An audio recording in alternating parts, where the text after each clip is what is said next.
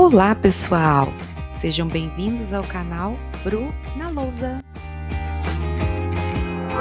E aí, minha turma de exploradores, tudo bem com vocês? Aqui é a professora Bruna e olha, é bom demais começar mais uma das nossas jornadas incríveis de aprendizado.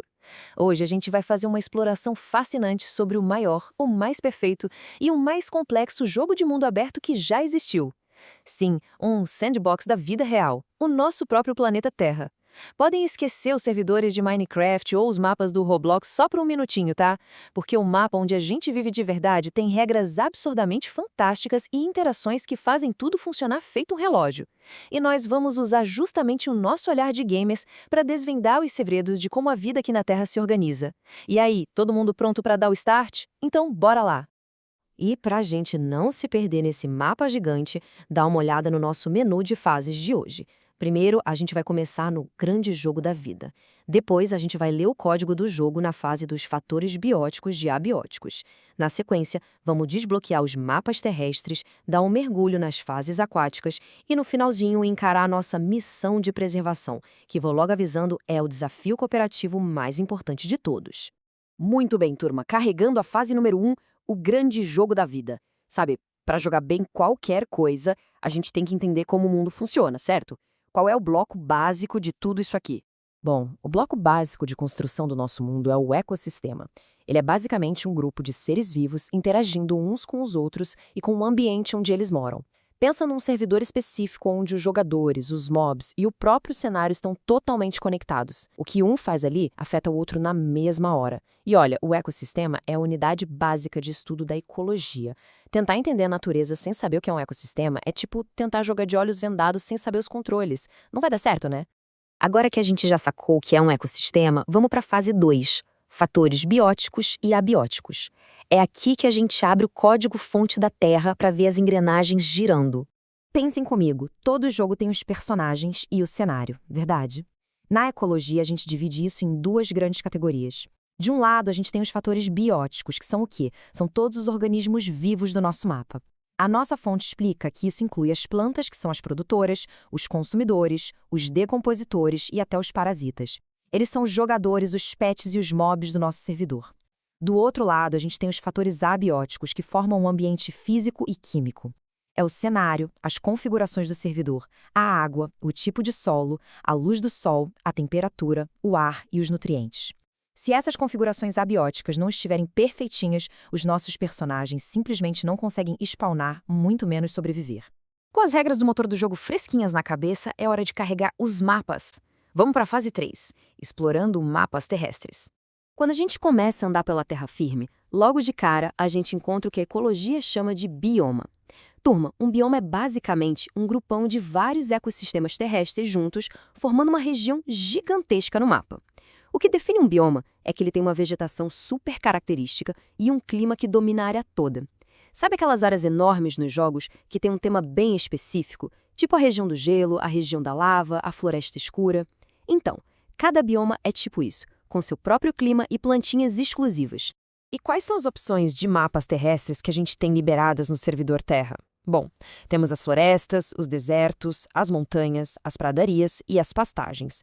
E cada um desses ambientes entrega uma jogabilidade, digamos, completamente diferente para os seres vivos que tentam a sorte por lá.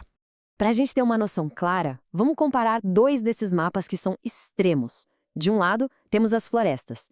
Esse mapa é tipo o modo fácil em termos de recursos. Tá lotado de árvores e tem uma biodiversidade altíssima. Os mobs aqui são os macacos, os pássaros, as onças e ainda tem um bônus gigantesco. Produz muito oxigênio para o servidor inteiro. Agora, do outro lado, temos os desertos. Gente, esse é o modo sobrevivência hardcore. Quase não tem água e a temperatura é uma loucura de tão extrema. Mas, mesmo com toda essa dificuldade, a vida sempre dá um jeito. A gente encontra cactos, camelos e cobras, todos com habilidades super especiais de adaptação para não dar game over ali. São estratégias completamente diferentes, dependendo do mapa onde você está.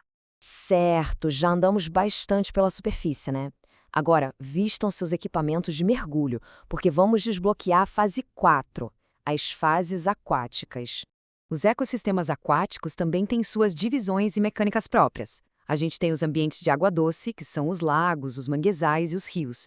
E do outro lado, contrastando com eles, temos os ambientes marinhos, gigantescos, formados pelos mares e oceanos. E lembra dos fatores abióticos?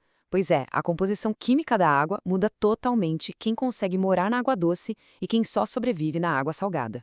E a gente não pode de jeito nenhum esquecer do maior mapa de todos, os oceanos. Eles cobrem a maior parte do planeta, formando uma zona absurda de grande que serve de casa para peixes, baleias, corais e uma infinidade de criaturas. Mas olha, os oceanos não são só bonitos. Eles são o sistema de resfriamento do nosso servidor. Eles regulam o clima da Terra. Sem contar que eles fornecem alimentos e um monte de recursos vitais para nossa própria sobrevivência aqui. O que nos leva diretamente para a nossa fase final. A fase 5, a missão de preservação. E turma, isso aqui não é só mais uma fase para explorar. É uma missão cooperativa, onde todo mundo precisa jogar junto. A pergunta de 1 milhão de diamantes é a seguinte: como é que a gente evita um game over para os ecossistemas da Terra? Porque, prestem atenção, se o ecossistema entra em colapso, o servidor inteiro cai. E na vida real, diferente do videogame, não tem botão de reiniciar, nem lugar para dar respawn. Caiu, acabou. Mas, felizmente, nós temos o manual de instruções para vencer esse boss final. Proteger os ecossistemas é a regra de ouro para manter tudo equilibrado. Anotem os 3 passos dessa missão. Primeiro, temos que preservar as florestas, mantendo nossa fábrica de oxigênio e nossa biodiversidade intactas. Segundo, precisamos barrar a poluição dos oceanos, para que eles continuem controlando o clima e abrigando a vida marinha. E terceiro, respeitar os desertos, porque até os mapas mais difíceis e secos têm um papel vital e formas de vida incríveis perfeitamente adaptadas a eles. E para a gente fechar a aula de hoje, eu quero deixar uma mensagem super importante, que é praticamente uma dica de mestre.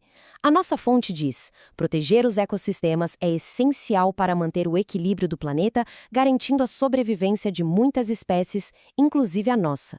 Turma, nós não somos jogadores de fora do mapa assistindo pela tela. Nós somos os fatores bióticos. A gente precisa da água, do ar e do solo abiótico, tanto quanto os macacos lá na floresta ou as baleias no oceano. Se a gente cuidar do nosso servidor terra, ele cuida da gente. E aí, qual vai ser a sua ação nessa grande missão de preservação hoje? Fica aí o desafio. Um abração da professora Bruna e até a nossa próxima aventura. Por hoje é só, pessoal. Espero você no próximo vídeo. Até lá!